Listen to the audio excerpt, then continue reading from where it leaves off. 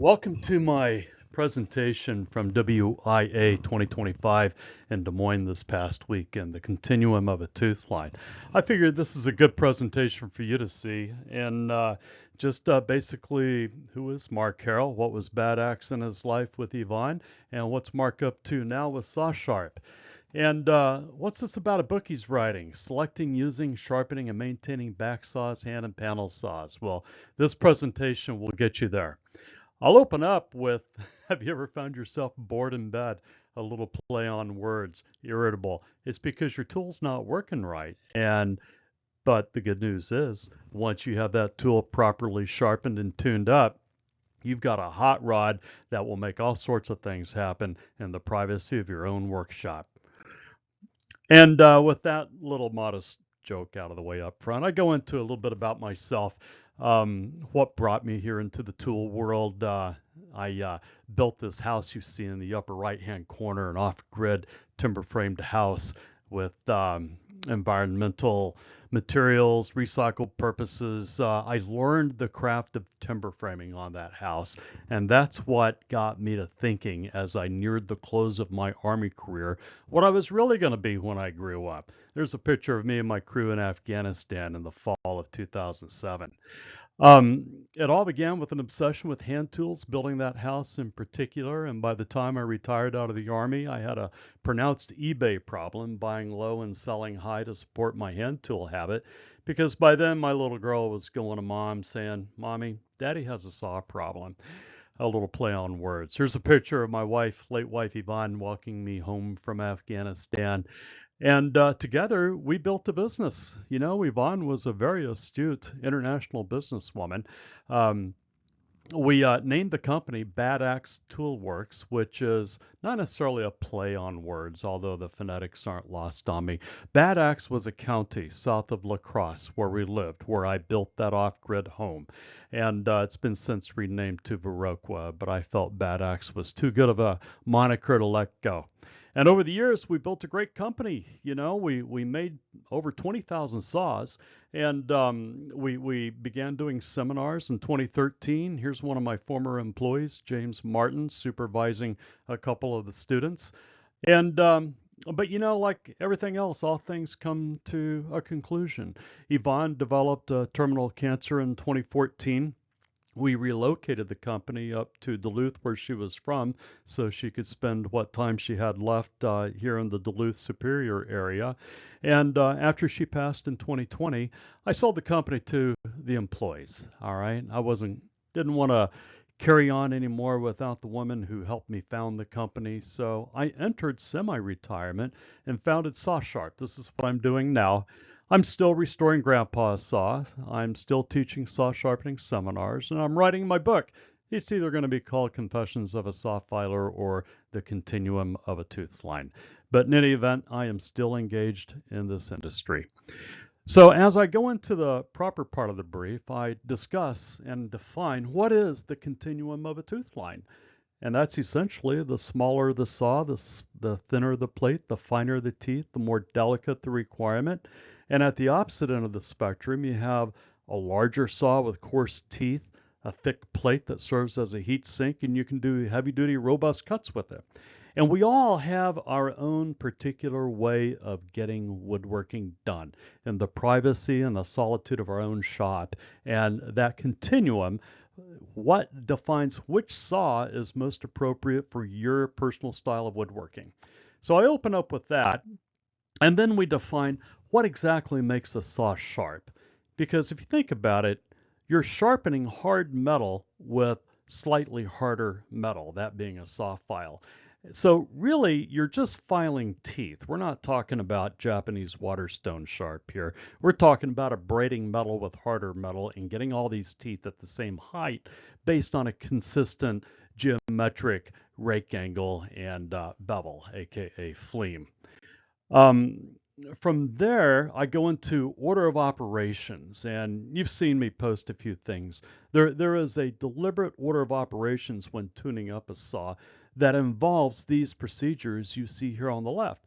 And so we'll go into a little bit of detail here. We'll start off with assessment. One, by wood can be repaired, fasteners can be replaced.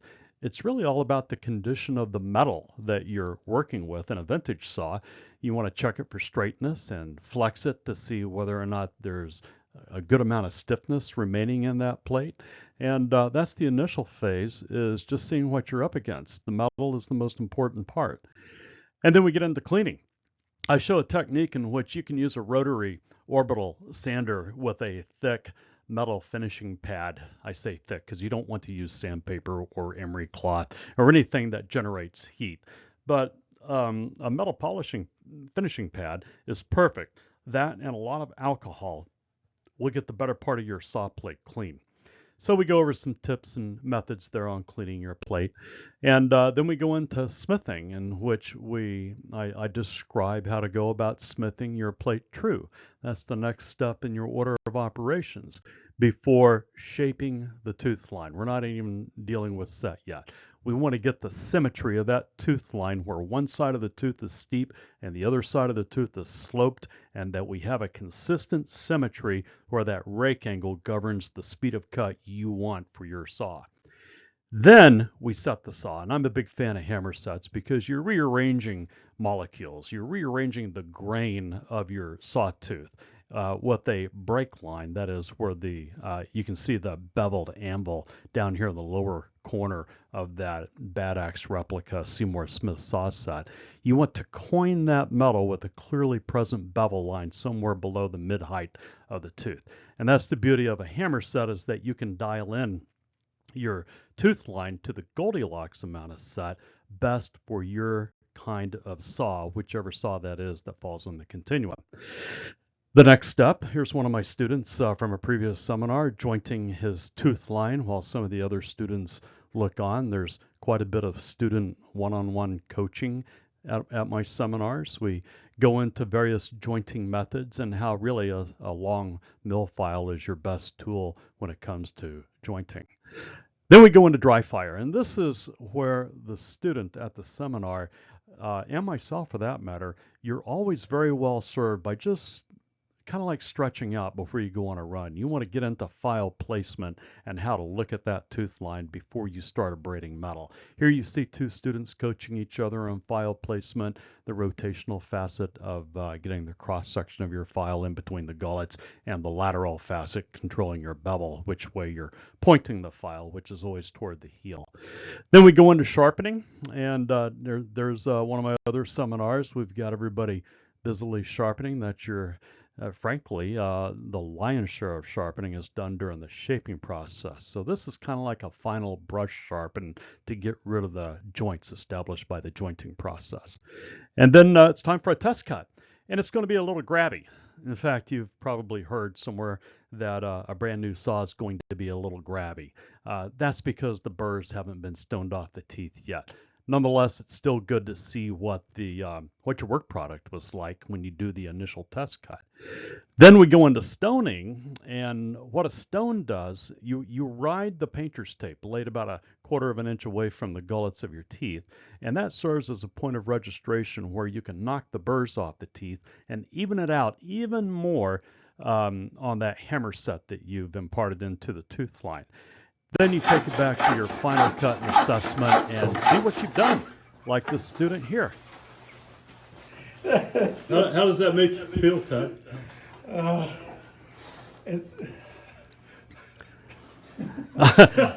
Orgasmic. Do you need a tissue? This guy was so overcome by his ability to sharpen his own dang saw and so impressed with what he did to this big old Bad Axe Beastmaster. He did his initial cut and he couldn't even speak, and so we all made fun of him and shared a good laugh.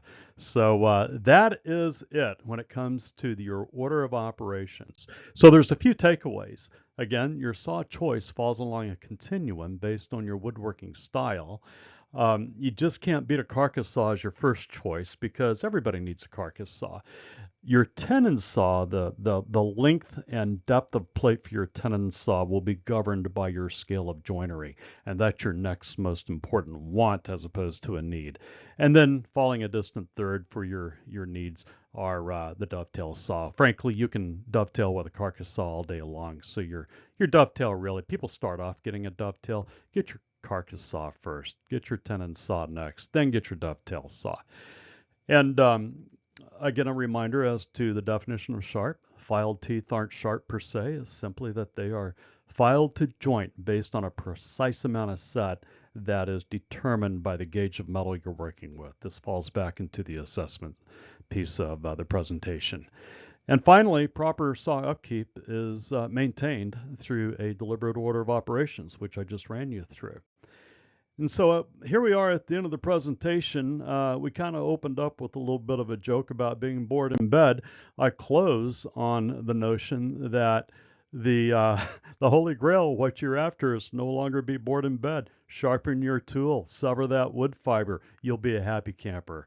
And that's how we closed. Got a little bit of a PG, borderline R-rated laughter out of it, but it was fun.